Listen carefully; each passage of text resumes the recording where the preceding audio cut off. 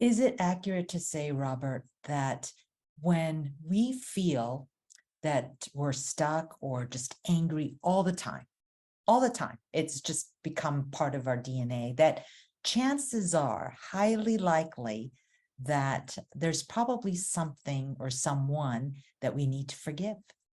Yes, I would say so. I would say it's highly likely, and that should be your check for yourself. Ask yourself the question, am I walking around with a sense of anger that I've come to, and it's an error here, empower me, where I now have power over this other? But is it bringing me down? Do I have less energy? Am I more distracted? Am I more unhappy? Take a look courageously. And again, what you would say, Marissa, is look back with Christ so that you can look back with grace and ask with Christ, is there something in my past that where someone or people have been so mean to me, so unjust to me, that I'm not over this yet, and I've never really thought of dealing with it? And that which happened 20 years ago still could be affecting my heart now, and ask Christ about that. And if you find that, then go ahead and, if you wish, if you so choose, to walk the path of forgiveness, which is to make a decision so that you know what forgiveness is and is not. Then you do some of this thinking work where you work to see the woundedness in the other, you work to see the inherent worth of the other, which softens your heart. Bear the pain for the other so you don't keep throwing pain on pain, pain upon pain. That's where the cross comes in. I bear the pain for the other. And then to truly make this a moral virtue where it comes to fruition, do something good for the other. You can even do something good for another who is deceased. You know how you can do that? Say a prayer for the person, or donate to charity in the person's name, or kind words about the person and the family. So you can even behave in a way that's charitable to those who are deceased so that they still don't have power over you from their grave. I was going to ask that question. For those of us who need to forgive, but someone who has passed away, that process still needs to happen, doesn't it? Yes, it does. See, think about it. You can still look at the person as more than the injustice against you and say, well, what kind of wounds happened to that person? Maybe early in life, or even at the time when this person was cruel to me. And is there more to the person than these actions? Can I see a true human being, the humanity in the other, the worth of the other? Is that making my heart a little softer toward the other? Can I bear the pain for this other by offering a prayer for this other, for maybe their salvation? And can I give good things? The prayer is actually an example of good things, or the donating to charity. You're walking the same pathway, okay? It is different than if you come to a person and say, I know you hurt me, I forgive you, I would like for us to be more civil with each other because I care about you. That's direct and concrete, and you can hear it and see it. But your heart still can be unburdened, whether you are doing this symbolically because the person is no longer with us, or has abandoned us and they're now in the Philippines where you're in the United States. You can still do that, or face to face. It's the same kind of process as I just outlined. Robert, I actually had to go on my journey of forgiveness, and it began with my parents. And I was raised deeply in the Philippine culture. And one of the things that's really important in the culture is respect, especially of your elders. So it took the passing of both my parents. They had to pass away, both of them, in order for me to be able to step into that journey, because it gave me permission. Otherwise, think I would have began my journey of forgiveness. And I did not realize how much was in there, because as a child, I was taught, to be silent and to let your elders speak first, that just the cultural norms. And so what happened was I lost my voice. But I didn't even know I was losing my voice. Only when I came here to the US did I even realize that happened, because this culture, it's quite different. You know, they encourage you to have a voice. So I felt like I was just always in this quandary, but not knowing it until I walked through this journey of forgiveness. It has changed my life. And so can you speak to that? Yes. See, with regard to respecting and forgiving, if there was deep forgiveness education early on in the Philippines for you, you could have realized, and I can see where you wouldn't because of the norm, okay, that, you know, forgiving is not a sign of disrespect. It's a sign of loving, and I can respect and forgive at the same time. They're not mutually exclusive. But also you'd have to be attuned as a younger person to the wounds that are happening in you and the unfairness that might have happened in certain cases when mother and father are imperfect.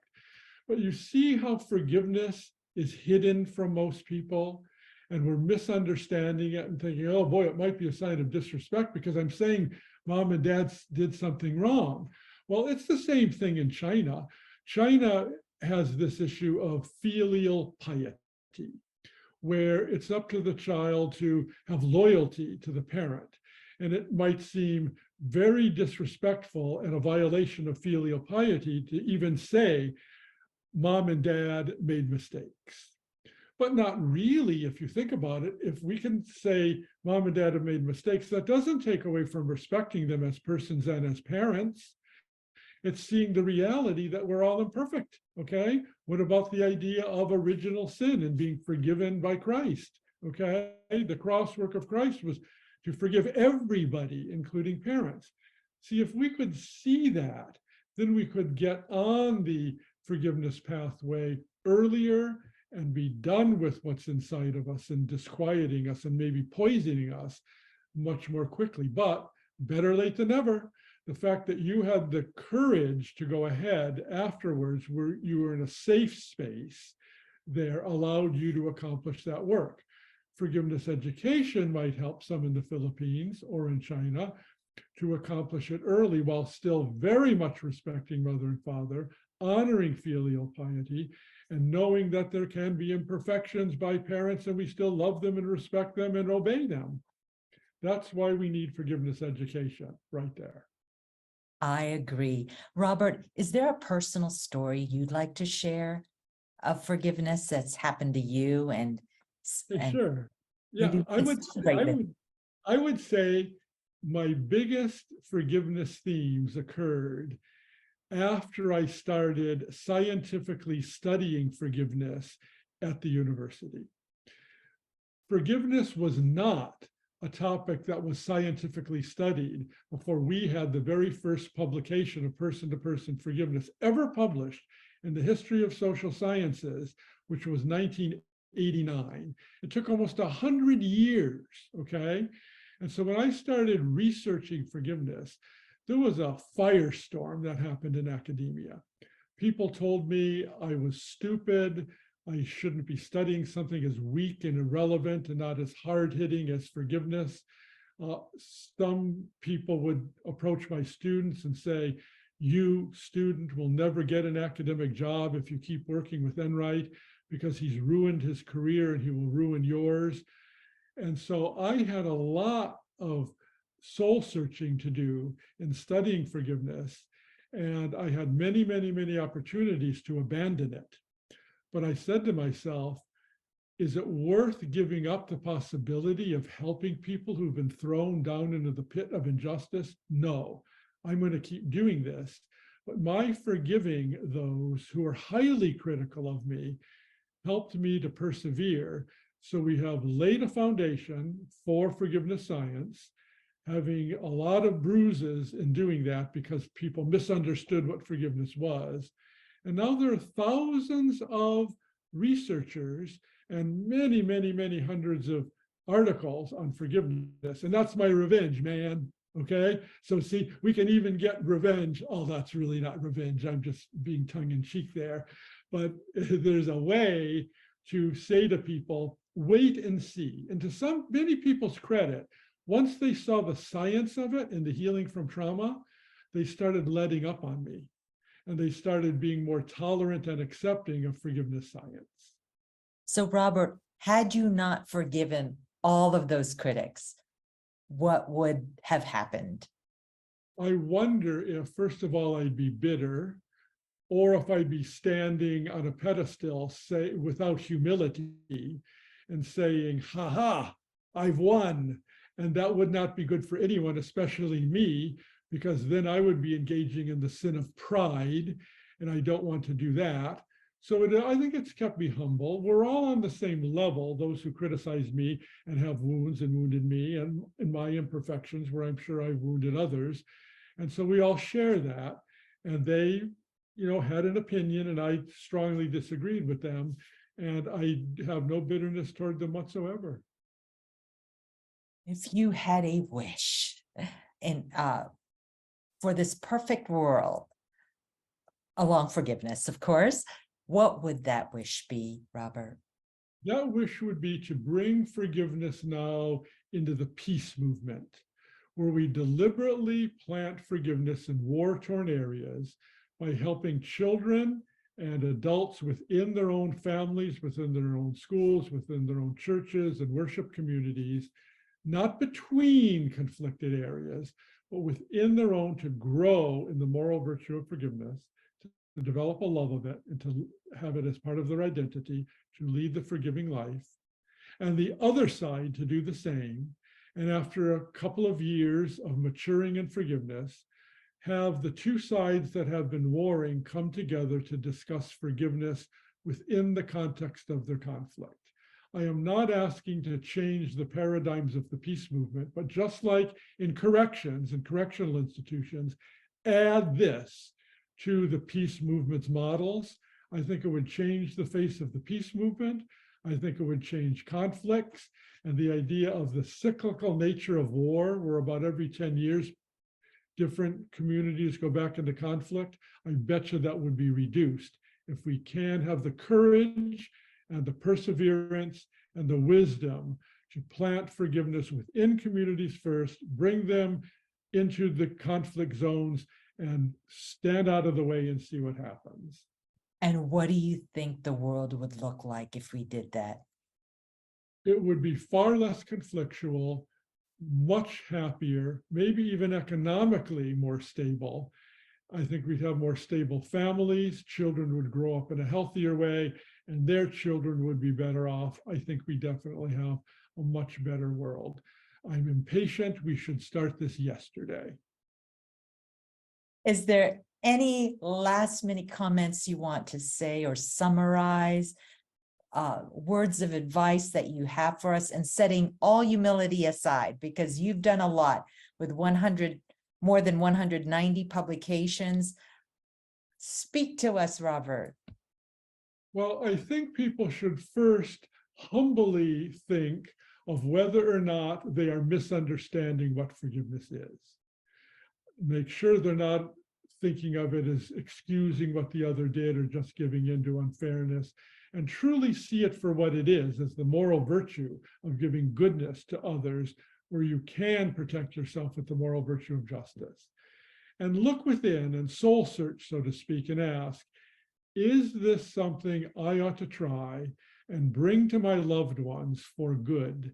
It would enliven people. It would give them meaning and purpose in life, and maybe help their families get rid of some of the baggage that is passed through the generations for healthier families, healthier communities. And for those who say, oh, too much, Robert, I can't go too intimate or deep because I'm afraid of what I'll find, how would you encourage those? I would say it is your choice. And if you're not ready for the deep ones yet, then maybe there's a reason for that you're not ready for the flood of emotions. But do you want to pick out someone who has at least mildly annoyed you recently or in the past, and walk a pathway of forgiveness like we've discussed, knowing what it is truthfully and what it's not, seeing the inherent worth in the other, okay, softening the heart, bearing the pain, and giving a gift to the other where it's not so threatening. And if you like that, then try another person and see where it leads you. It truly is a gift that we give to others as well as ourselves. Right. But ultimately, it is a gift to the other because that's what it is. It's for giving. And the consequence is we benefit. So forgiveness is 100% a moral virtue of goodness toward the other, which could be yourself, by the way, if you've offended yourself. You can give forgiveness to yourself when you violated your own standard, but it's giving to the one who offended. And the consequence is you have surprising benefits for yourself. Any more comments you'd like to make, Robert? I think we've been very thorough. I really appreciate your very astute, challenging questions, Marissa. This was amazing. Learned so much. Heeded every word. So thank you for your time, and keep that research going and keep those studies coming, because that's, wow, those are game changers. Yeah, I agree. I'll do my best. We'll keep going. Thanks so much. Thank you, Robert. Take care now. Bye-bye. Bye-bye.